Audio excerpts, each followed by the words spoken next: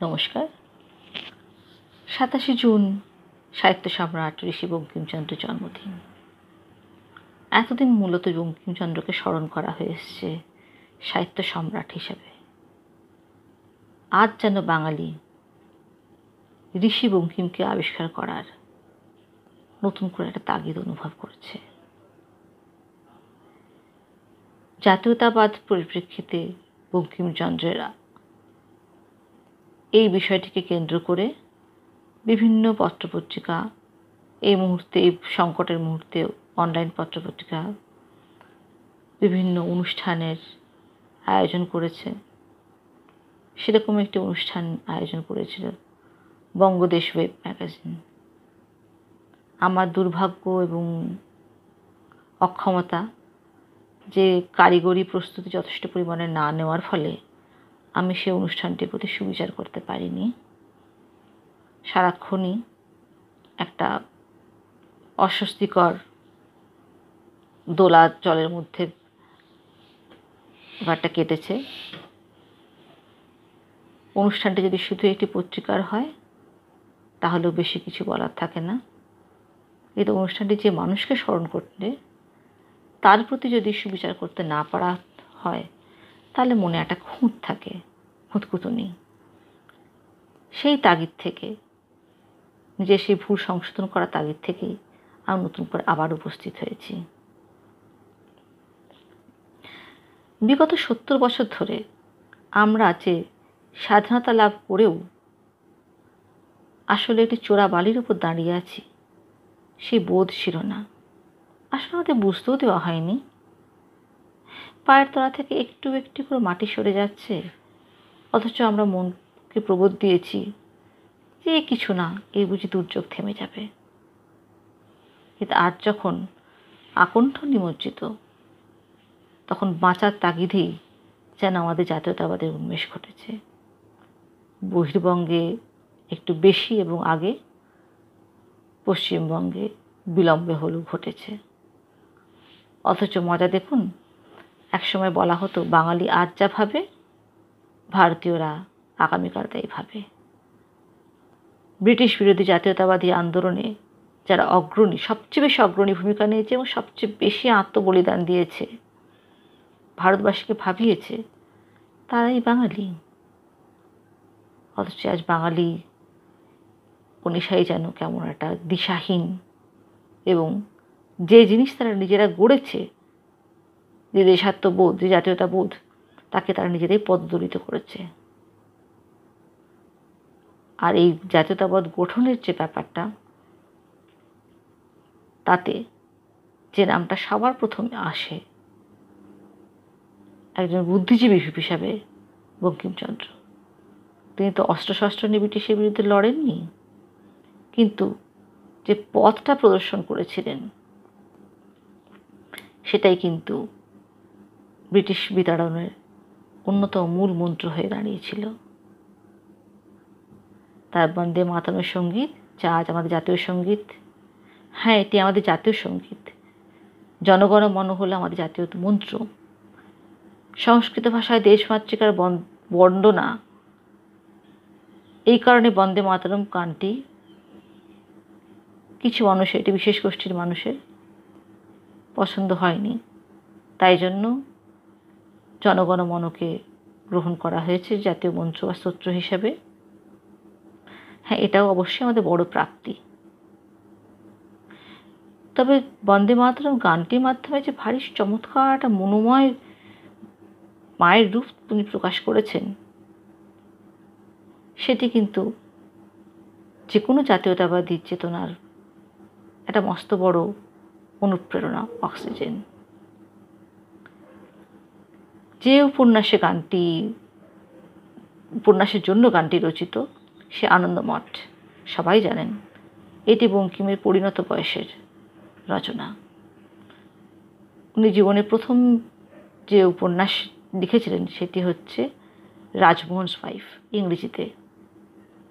তার কারণ হয়তো এই উপন্যাস বিষয়টাই আমাদের বাংলা সাহিত্যে অর্বাচীন।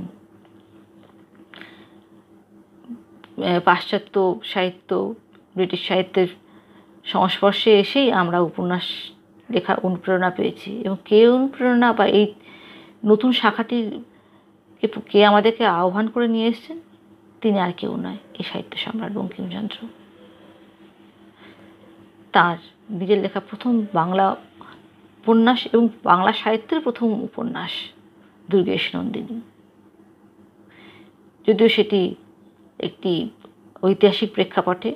একদিকে সম্রাট আকবর, তার সেনাপতি মানসিং, আর একদিকে পাঠান নবাব কতলু খাঁ, তার সেনাপতি ওসমান, এই দ্বৈরথে রাজপুত মানসিংয়ের ছেলের পুত জয় সিং। এই হলো গল্পের পটভূমি। তবে বঙ্কিমচন্দ্র শুরুতেই বলেছিলেন, আমি ঐতিহাসিক উপন্যাস রচনা করছি না, ঐতিহাসিকতার ভানও করছি না। তাই উনি বিশুদ্ধ সাহিত্য পরিবেশন করেছেন। কিন্তু সেই সাহিত্যে একটা নিটোল ইতিহাস উঠে এসছে, ঐতিহাসিক ছবি উঠে এসছে, সমাজচিত্র উঠে এসছে। সে প্রসঙ্গে পরে আসছি। আগে আনন্দমঠ। আনন্দমঠ সম্পর্কে সবচেয়ে বড় অভিযোগ হলো এটি সাম্প্রদায়িক। বস্তুত দুর্গেশ নন্দিনী থেকে বঙ্কিমচন্দ্রের বহু রচনাকে নিয়েই বলা হয়ে থাকে বঙ্কিমচন্দ্র সাম্প্রদায়িক। আর বিশেষত আনন্দমঠে যে জাতীয়তাবাদের কথা তিনি বলেছেন তা হিন্দু জাতীয়তাবাদ।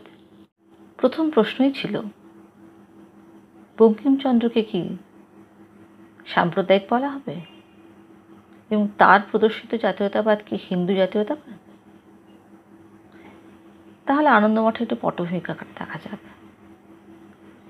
1176 বঙ্গাব্দ, 76 মন্বন্তর, 1770 খ্রিস্টাব্দ। বাংলার শাসনভার কার হাতে? মির্জাফর। মির্জাফর কেমন নবাব ছিলেন তা যারা সিরাজউদ্দৌলাকে খুব গৌরবান্বিত করেছেন তারাও জানিয়ে দিয়ে গেছে। নেশায় এবং বিলাস বাসনে ডুবে থাকতেন। পলাশী যুদ্ধ জয়লাভ করেও ইংরেজ কিন্তু বাংলার শাসনের দায়িত্ব নিজেদের ঘাড়ে নেয়নি, শুধু শর্ত হিসেবে আদায় করে নিয়েছিল দেওয়ানি অধিকার, অর্থাৎ তারা শুধু শুল্ক বা কর আদায় করবে এবং নবাবকে সেখান থেকে তার লভ্যাংশ ভাগ দিয়ে বাকি লাভের গুড় ইংল্যান্ডে পাঠাবে। তো রাজা কর্তব্য রাজ্য শাসন, কিন্তু তিনি সেই কাজ করেন না। আর বিদেশের থেকে এসে ব্রিটিশরা তারা করছে অর্থনৈতিক শোষণ। 1174 সালে প্রবল খরা হয়, শস্য উৎপাদন খুব খারাপ। তাও সঞ্চিত শস্য থেকে কৃষকরা বা মানুষ শস্য দিয়ে দেয়, খাজনা দিয়ে দেয়, কারণ দেওয়ানি পেয়ে ইংরেজ তো সেটা ছাড়বে না কিছুতেই। পরের বছর 75 সালে যখন মোটামুটি ভালো বর্ষণ হলো, তখন এরা ভাবলো যে এবার বুঝি একটুখানি প্রকৃতি বা দেবতা প্রসন্ন হয়েছে। কিন্তু সেবারে ইংরেজরা বেশ কয়েক গুণ বেশি হারে খাজনা আদায় করে। তার ফলে মানুষের অভাবের সীমা পরিসীমা থাকে না। আবার 76 আসে সেই ভয়ানক খরা, যেখান থেকে মানুষ ক্রমশ না খেতে পেয়ে পেয়ে শেষে রোগের কবলে দুর্ভিক্ষ মহামারীতে মারা যাচ্ছিল। মানুষকে বসন্ত স্পর্শ করলে যদি বাড়িতে বসন্ত কারোর হয়, বাকিরা বাড়ি ছেড়ে পালিয়ে যেত, কে কাকে দেয়, কে কাকে ছোঁয়। এমন চূড়ান্ত অভাব যে মানুষ ঘাস পাতা, খড় বিচালি, মরা জন্তু জানোয়ারের মাংস এসব খেতে শুরু করেছিল। শুধু তাই নয়, একটা দৃশ্য দেখা যাচ্ছে, সামাজিক অবক্ষয়ের ছবি বলা যাবে, যে বলছে লোকে নিজের কন্যাকে বিক্রি করতে লাগিল, পুত্রকে বিক্রি করতে লাগিল, স্ত্রী বিক্রি করতে লাগিল। বলা বাহুল্য, এই লোক বলতে পুরুষদের কথাই বোঝা হয়েছে, যারা নিজেদের স্ত্রী, কন্যা, পুত্রদের বিক্রি করে দিতে বাধ্য হচ্ছিল বা করে দিচ্ছিল। কিন্তু এমন একটা সময় এলো যে কেউ আর কিনতে চায় না, সবাই বিক্রিই করতে চায়। মনুষ্যত্বের চরম অধঃপতন। একটা দৃশ্য দেখাচ্ছে যে উপন্যাসে কুশীলা, মহেন্দ্র ও কল্যাণী চরম অভাবে নিজের ঘর ছেড়ে বেরিয়েছে কলকাতায় গিয়ে যদি কিছু একটা ব্যবস্থা করা যায়। পথে একটা চটি থেকে কল্যাণী এবং তার সন্তানকে দস্যুর দল লুট করে নিয়ে যায়। মহেন্দ্র তখন বাচ্চার জন্য দুধ আনতে বেরিয়েছিল। লুট করে নিয়ে গিয়ে তারা কি পায়, কল্যাণীর গায়ের সঙ্গে কিছু অলংকার ছিল। তারা খুব রেগে গেল, বলে এগুলো সোনার উপর আমরা খাবো নাকি। তাই নি তাদের দস্যুদের যে সর্দার তার সঙ্গে বচসা হলো। সে বচসার জেরে নিজেদের সর্দারকে তারা মেরেই ফেললো। মেরে বললে আজ তাদের এর মাংসই খাওয়া যাক। পরক্ষণে একজন দুর্বুদ্ধি হলো, যদি মহামাংসই খাই তাহলে বুড়োর মাংস খেয়ে কী হবে, তার চেয়ে বরং ওই কচি বাচ্চাটার খাওয়া যাক বলে তারা জীবিত কল্যাণী এবং তার সন্তানের দিকে, তার শিশু সন্তানের কন্যা সন্তানের দিকে এগিয়ে গিয়েছিল। কল্যাণী অবশ্য কৌশলে ওদের বিবাদের সুযোগে পালিয়ে যায়, যেখান থেকে সন্তান দলের অধিপতি একজন সত্যানন্দ তাকে রক্ষা করেন। এ মহেন্দ্রের সঙ্গে তাকে পুনর্মিলনে সাহায্য করেন, সে অন্য প্রসঙ্গ।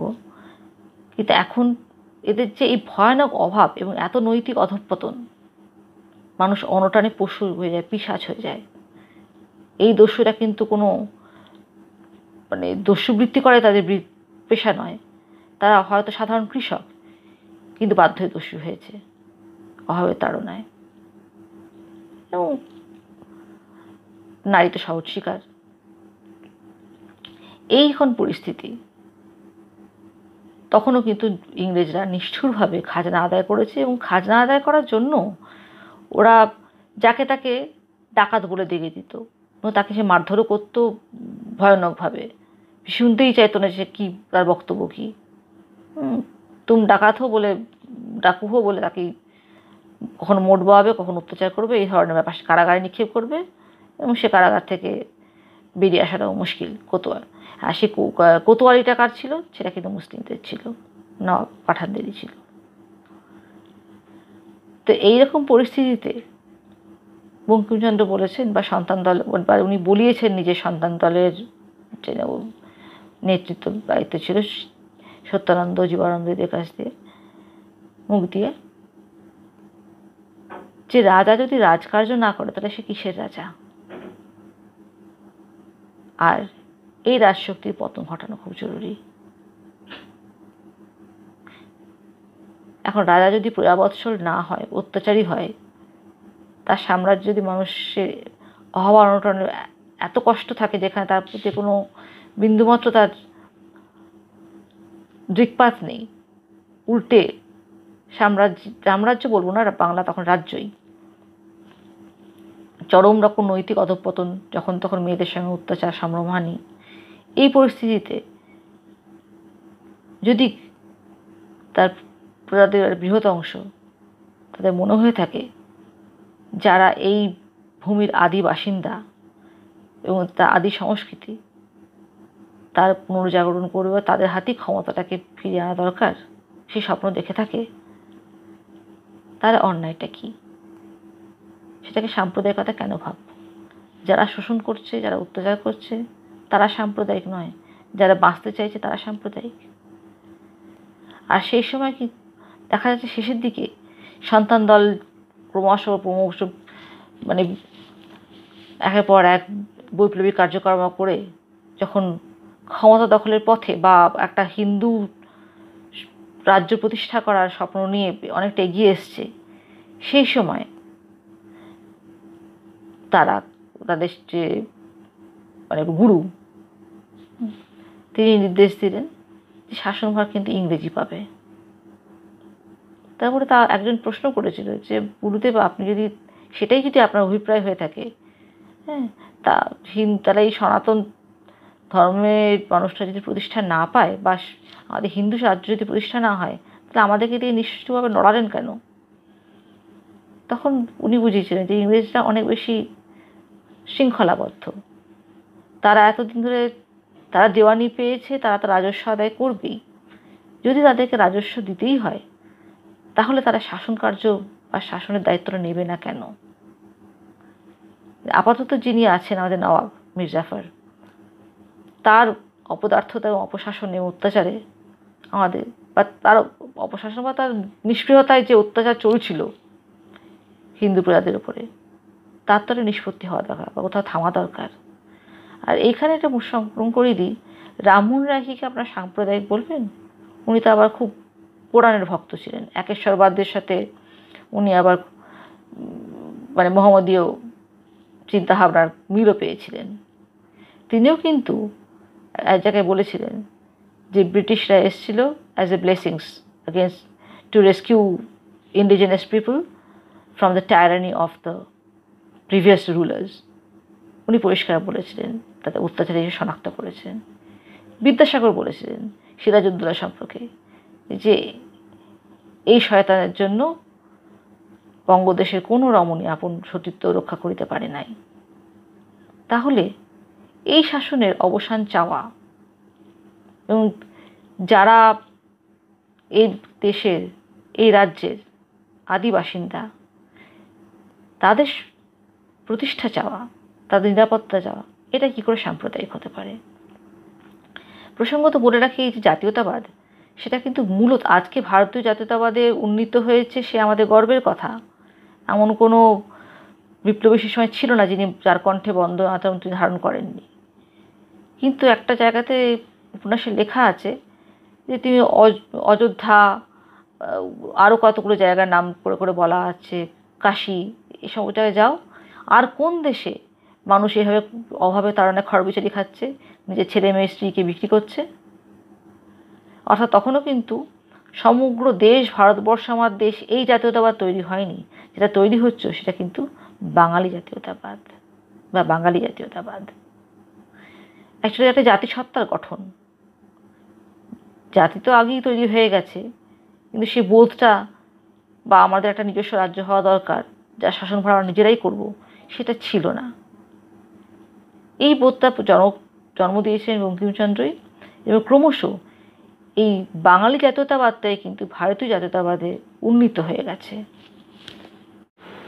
এবার আসি দ্বিতীয় প্রশ্নের উত্তরে। এই জাতীয়তাবাদ কি হিন্দু জাতীয়তাবাদ? আমার মনে হয় কোনো রকম কৈফিয়ত দেওয়ার চেষ্টা না করে বলা উচিত, হ্যাঁ।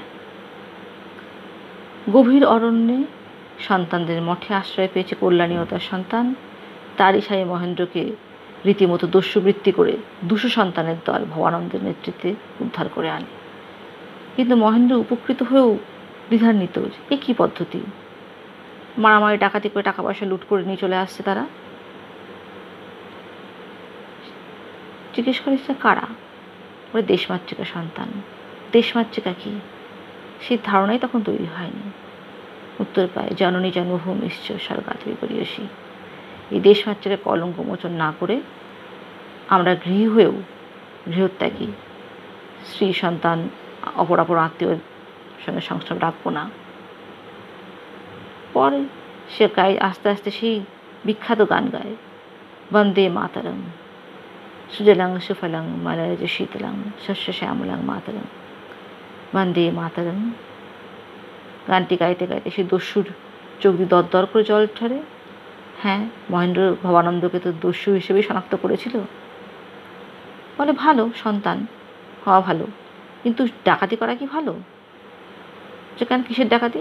বলে এই যে তোমরা রাজার সম্পত্তি নিয়ে নিলে। বলছে কিসের রাজা? যে রাজা প্রজার দেখাশুনো করে না, রাজা যে টাকাগুলি লইবে, এ টাকায় তার কি অধিকার? রাজা রাজ্য পালন করে না, সে রাজা কিসের? তখন তাতে করেও মহেন্দ্র ঠিক ব্যাপারটাকে মানতে পারে না। তখন একটা খুব সুন্দর উদাহরণ দেয় তখন ভবানন্দ। বলে দেখো, সাপ মাটিতে বুক দিয়ে হাঁটে, তাহা অপেক্ষা নির্জীব আমি আর দেখি না। সাপের ঘাড়ে পা দিলে সেও ফনা ধরে। তোমার কি কিছুতেই ধৈর্য নষ্ট হয় না? দেখো যত দেশ আছে, মগধ, মিথিলা, কাশী, কাঞ্চি, দিল্লি, কাশ্মীর, কোন দেশের এমন দুর্দশা? কোন দেশে মানুষ খেতে না পেয়ে ঘাস খায়, কাঁটা খায়, উই মাটি খায়, বনের লতা খায়? কোন দেশে মানুষ শিয়াল কুকুরে মাংস খায়, মরা খায়? ঘরে ভোজ ঝি রাখিয়া স্বস্তি নেই, ঝিয়ের পেটে ছেড়ে রেখে স্বস্তি নেই, পেট চিরে ছেড়ে বার করে দেয়। সকল দেশের রাজার সঙ্গে রক্ষণাবেক্ষণের সম্পর্ক আমাদের মুসলমান রাজা রক্ষা করে কই? উনি পরিষ্কার কথাটা বলেছেন। সুতরাং এই সম্পত্তিতে রাজারও অধিকার নেই, তো সে যাকে তার হয়ে খাজনা আদায়ের দায়িত্ব দিয়ে দিয়েছে, অধিকার দিয়েছে, সেই ইংরেজদেরও নেই। ক্রমশ ওদের কথা শুনতে শুনতে মহেন্দ্র একটু এই দলের প্রতি আকৃষ্ট হয়। তখন তার সঙ্গে স্ত্রী সন্তানের মঠে দেখা সাক্ষাৎ করিয়েও দেওয়া হয়। ক্রমশ সে ইচ্ছা প্রকাশ করে এদের সঙ্গে যোগদানের। বলল কিন্তু এখানে একটা ব্রতচারী হতেই হবে, এখানে গৃহী হওয়ার কোনো দোষ নেই, কিন্তু তাদের সঙ্গে সংসার আপাতত রাখা চলবে না যতদিন না নিজেদের উদ্দেশ্য বা কার্যসিদ্ধি হচ্ছে। এই সময় দেশমাতৃকার যে বিমূর্ত ধারণা, তার একটা মূর্ত রূপ দেওয়ার চেষ্টা করেছেন বঙ্কিমচন্দ্র তার ওই সন্তানদের মাধ্যমে। দেখা যায় পরপর 3টি প্রকোষ্ঠে নিয়ে যাওয়া হচ্ছে, মানে একটা সুড়ঙ্গ পথে কতগুলো প্রকোষ্ঠ পড়ে। সেখানে প্রথম প্রকোষ্ঠে রয়েছে একটা শালঙ্কারা সুন্দরী মা জগদ্ধাত্রীর মূর্তি। তাকে ভবানন্দ বলেন, দেখো মা যা ছিলেন, আমাদের শস্য শ্যামলা সূর্য রাশি ফলা মা। পরের ঘরে আছেন বিকট কালী মূর্তি। বলে এই যে কালী মূর্তি নগ্নিকা, আজ মায়ের এই দশা, নিজের স্বামীকে তার পদতলে রেখে দিয়েছেন। তারপরের ঘরে হচ্ছে, এটা হচ্ছে মা যা এখন হয়েছেন। পরের বাড়ির ঘরে দেখাচ্ছেন মহিষাসুর মর্দিনী মা, দশপ্রহরণধারিণী মা যা হইবেন, এই তাদের প্রত্যাশা। এরপরে এই রূপ দর্শন করার পর মহেন্দ্রের সঙ্গে তার স্ত্রীর সাক্ষাৎ হয়। সে তো বসেছিল স্বামী না খেলে খাবে না, তারপর ভুক্ত অবশিষ্টই খাবে, এরকম একটা ব্যাপার নিয়ে। তারপরে যখন তার মহেন্দ্র সংকল্পের কথা জানতে পারে, তখন বাড়িতে গিয়ে তাকে নিরাপদ স্থানে রেখে মহেন্দ্র চলে আসবে ভেবেছিল। কিন্তু সে তখন বলে আমিও একটা স্বপ্ন দেখেছি। সে ছিল কিন্তু মঠে, তাকে কিন্তু দেশমাতৃকার সঙ্গে পরিচয় করানো হয় না, সেই পরিচয়টুকু মহেন্দ্রের সঙ্গে করানোই দরকার। সে স্বপ্নে দেখেছে এক জ্যোতির্ময় চতুর্ভুজা মূর্তি, তার পাশে একজন মলিন চতুর্ভুজী মূর্তি রয়েছে। জ্যোতির্ময়ী অসামান্য শ্রীময়ী রূপ যুক্ত মলিন যে মা, তাকে দেখিয়ে বলছে যে তোমার মহেন্দ্র এর জন্য আমার কাছে আসে না, অর্থাৎ এই সমৃদ্ধশালিনী মায়ের সাধনা করার জন্য এই দুঃখিনী মায়ের কাছে আসে না। এই দুঃখিনী মা তার কাম্য নয়। তুমি যদি থাকো, তুমি যদি ওদের মহেন্দ্রদের জীবনে থাকো, তাহলে তোমার স্বামী মহান কার্য করতে পারবে না, এর সেবা করতে পারবে না, তুমি আমার কাছে এসো। এই বলে মহেন্দ্রের স্ত্রী কল্যাণী সে নিজে বিষ খেয়ে, তার সন্তানকে বিষ খাইয়ে মেরে ফেলে, নিজে আত্মহত্যা করে। এই যে দেশমাতৃকার ত্রিবিধ রূপ, জগদ্ধাত্রী, কালী, দুর্গা, অস্বীকার করার উপায় আছে। এটা একান্তভাবে হিন্দু বিশ্বাস, ভক্তি ও ভাবাবেগ সম্পৃক্ত। সেখান থেকেই তো উৎসাহিত হয়েছে দেশমাতৃকার কল্পনা। সুতরাং বঙ্কিম জাতীয়তাবাদ বা দেশপ্রেম, হিন্দু জাতীয়তাবাদ তথা দেশপ্রেম বললে ভুল তো কিছু নেই, তবে অপবাদেরও কিছু নেই। কেন অস্বীকার করতে যাব? যারা বহিরাগত মূর্তি ভাঙে, শিল্পকলা নষ্ট করে, মা মেয়ে মাতৃজাতিকে নির্বিচারে অসম্মান করে, তাদের তো এত সুন্দর কল্পনা করার ক্ষমতাই নেই। যদি কেউ করে তার উত্তরণ হয়ে গেল। বস্তুত মহেন্দ্র স্ত্রী যে মঠে অনেকক্ষণ ছিল, তার সঙ্গে ভারত মাতার কোনো পরিচয় করিয়ে দেওয়া হয়নি। তার সত্ত্বেও সেও একটি স্বপ্ন দেখে। সেই স্বপ্নের কথা যখন স্বামীর সংকল্পের কথা জানতে পারে, তখন জানায় যে আমিও এরকম একটা অপূর্ব জ্যোতির্ময় রূপ দেখেছি, চতুর্ভুজা মা, তারই পাশে আর একজন শীর্ণ এবং কালো মা। সে বলছে যে তোর মহেন্দ্র এর জন্য আমার কাছে আসে না, মানে সমৃদ্ধশালিনী মায়ের জন্য এই দুঃখিনী মায়ের কাছে আসে না। তুই আমার কাছে আয় আর মহেন্দ্রকে এর সেবায় ব্রতী হতে দে।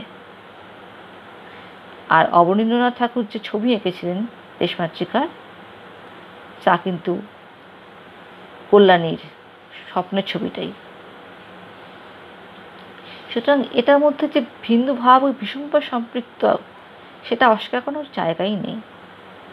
তবে এখানে আমার একটি বক্তব্য রয়েছে। বঙ্কিমচন্দ্র কালীর পদতলু শিবের পড়ে থাকাটা ঠিক পছন্দ করেননি, সম্ভবত পুরুষে লেগেছে। তাই কালী, যিনি সাক্ষাৎ শক্তি, তাকেও তিনি দেখিয়েছেন অসহায়, লাঞ্ছিতা, নগ্নিকা হিসেবে। অথচ মা তো অসুরধরণী, রণমত্তা, রণপ্রিয়া। অসুর সংহার করতে করতে তিনি হিতাহিত বোধশূন্য হয়ে সবাইকে সংহার করছেন। তাকে প্রশমিত করার জন্যই শিব তার পদতলে গিয়ে পড়ে গিয়েছে। রূপক হিসাবে কিন্তু অনবদ্য। এই মা কালীর রিক্ত রূপ, এই কালীমা, কালী মা মাখা যে রূপ, তাকে অপমানিত লাঞ্ছিতা নারীর সঙ্গে, দেশমাতৃকার সঙ্গে তুলনা করার মধ্যে কোনো ভুল নেই, কিন্তু তাকে সেই ভূমিকাতে আবদ্ধ রাখলে চলবে না। কালীকে তার প্রকৃত ভূমিকায় অবতীর্ণ হতে হবে।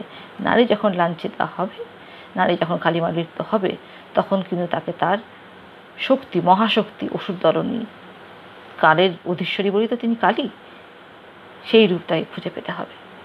এক্ষেত্রে বঙ্কিমেরই আরেকটি চরিত্র বিমলা, তার কথা মনে পড়ছে, দুর্গেশ নন্দিনী গল্পের চরিত্র। বিমলা চরিত্রটিকে খুব একটা সম্মানের জায়গায় পাঠকের হয়তো মনে নাও হতে পারে। তার চরিত্র কলঙ্ক লেগেছিল, যদি তার জন্য তিনি নিজে দায়ী ছিলেন না। অসম্ভব বুদ্ধিমতী, তাকে বন্দি করা হয়েছে, তার সঙ্গে তার সৎ মেয়ে বা একটা সম্পর্কে বঞ্চি তিলোত্তমাকেও।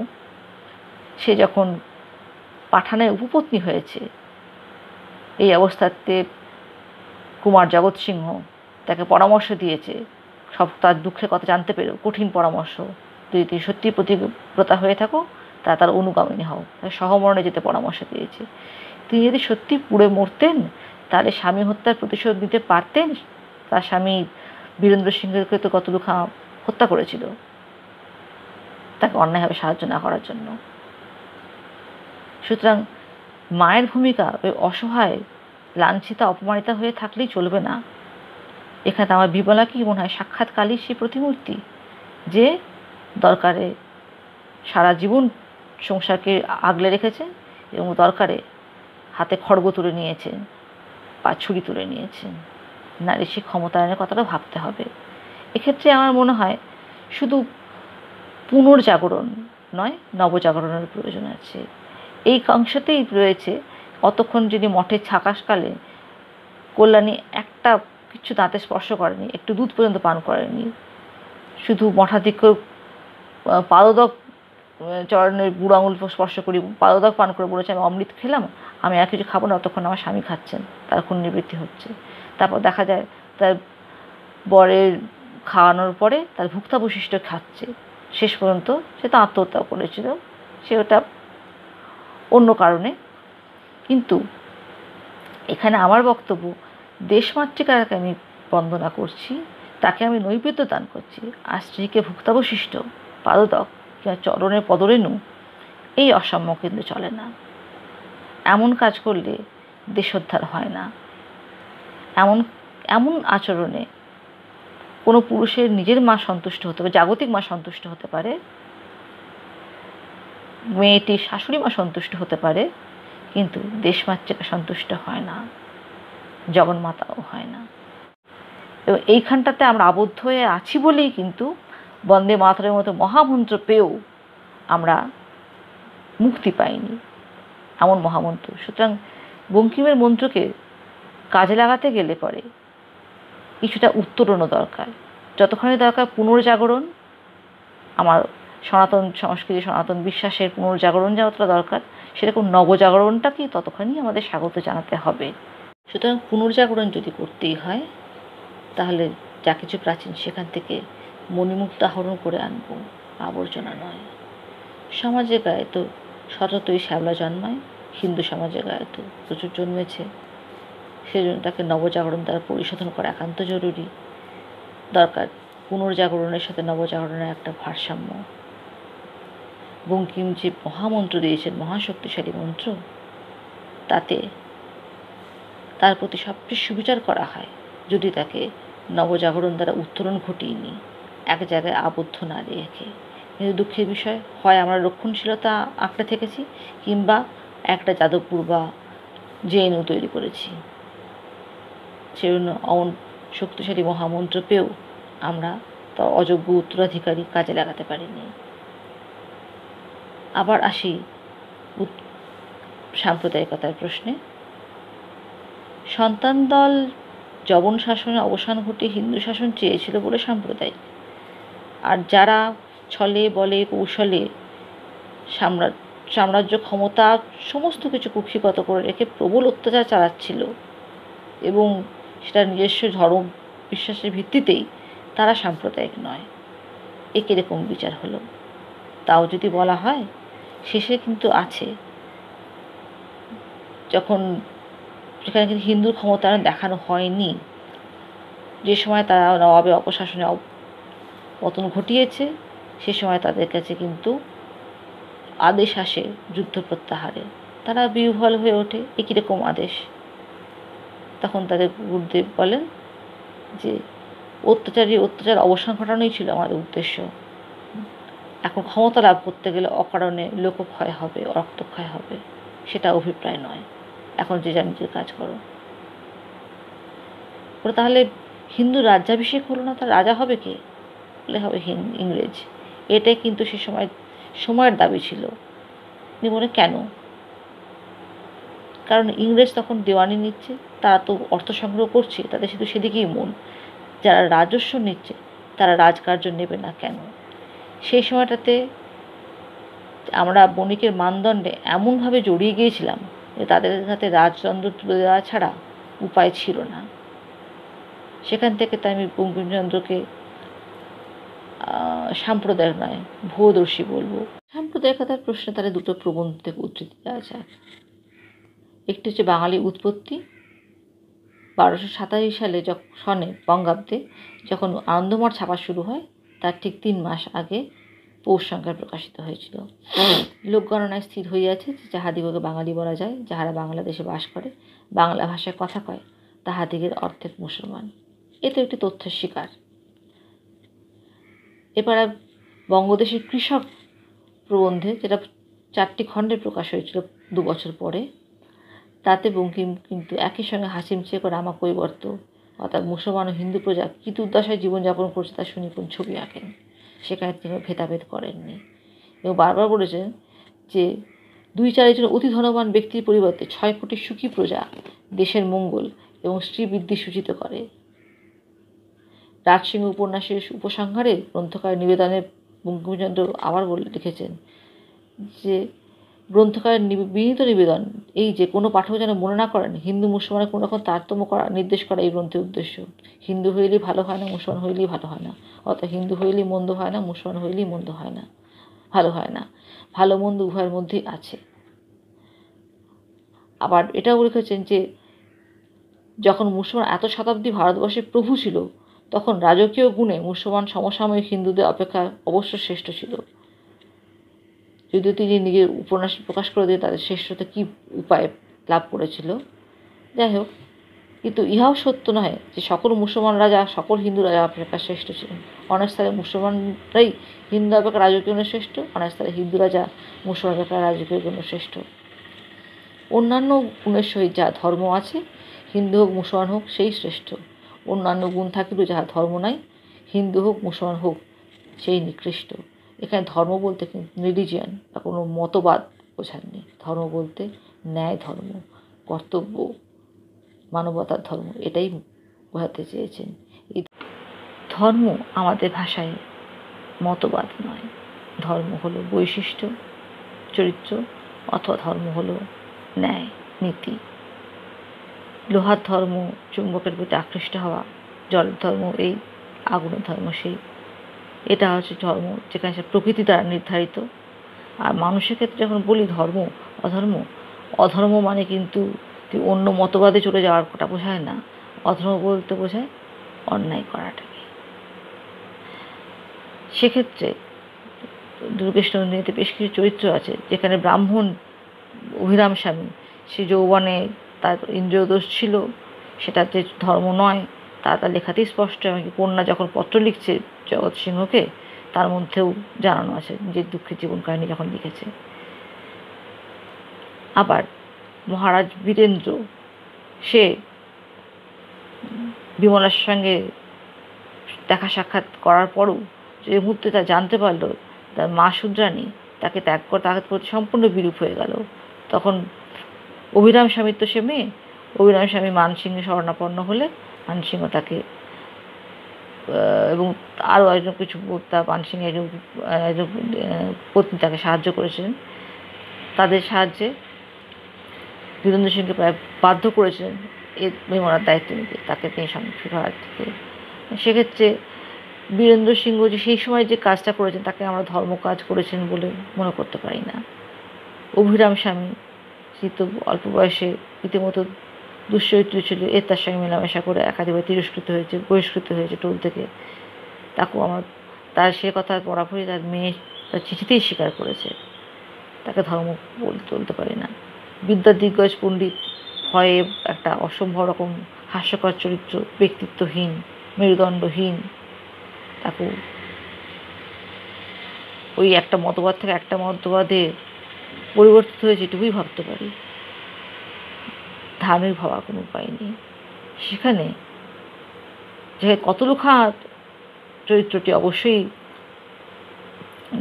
নিন্দাযোগ্য পিশাচের ন্যায়, কিন্তু ওসমান তার সেনাপতি, সেও কিন্তু ক্ষাত্র ধর্মে, ক্ষাত্র বীর্যে এবং কিছু কিছু মানবিক গুণে কিন্তু যাকে ধার্মিক বলা যায় তার মধ্যে সে ধর্মবদ্ধ ছিল। তা না হলে যে বিমলা সে কোন ছোটোবেলায় উচ্চস্বরে কেঁদে ছেড়ে ধরার হাত থেকে তাকে রক্ষা করেছিল, তার লোকজন জেগে গিয়ে তাকে রক্ষা পেয়ে গিয়েছিল, তার জন্য তাকে কৃতজ্ঞ হয়ে মা স্বীকার করতে পারে না, তার জন্য তাকে যেভাবে সাহায্য চেয়েছে করতে পারে না। এবং কি ওসমানের জন্যই কিন্তু তিলোত্তমা ওখান থেকে মুক্ত হয়েছিল। সেখানে আমি কিন্তু ওসমানকে কোনোভাবেই অধার্মিক বলতে পারি না। এমনকি আয়েশাকে ওসমান কামনা করতো। সেক্ষেত্রে আয়েশা যখন দেখেছে যে জগৎ সিংয়ের প্রতি, বন্দী জগৎ সিংয়ের প্রতি তার অনুরাগ বেশি, তখন তাকে খোলাখুলি দ্বন্দ্বযুদ্ধে আহ্বান করেছে, পিঠে ছুরি মারেননি। সুতরাং ওসমানকে আমি ধার্মিক বলবো না কেন? অন্তত বঙ্কিমের চরিত্র চিত্রণ সেটাই। অথচ কতলু খাঁ বা বাকি পাঠানরা যা অপকর্ম করত, যেটা বাস্তব ছিল, ঐতিহাসিক সত্য, সেটা চিত্রায়িত করার জন্য তারা লেগে গেছে। অথচ তার মধ্যে যে পাঠান কুলতিলক একটা চরিত্রও তৈরি করা হয়েছে, সেটার জন্য সে অ্যাপ্রিসিয়েশনটা কিন্তু যখন পাননি তাদের কাছ থেকে। যাই হোক, সাহিত্য সম্রাটকে এত স্বল্প পরিসরে মূল্যায়ন করা সম্ভব নয়, অন্তত আমার সামর্থ্যের তো বাইরে। কিছু প্রশ্নের সম্মুখীন হয়েছিলাম, তার পরিপ্রেক্ষিতে যেটুকু উঠে এলো। নমস্কার, সবাই ভালো থাকবেন।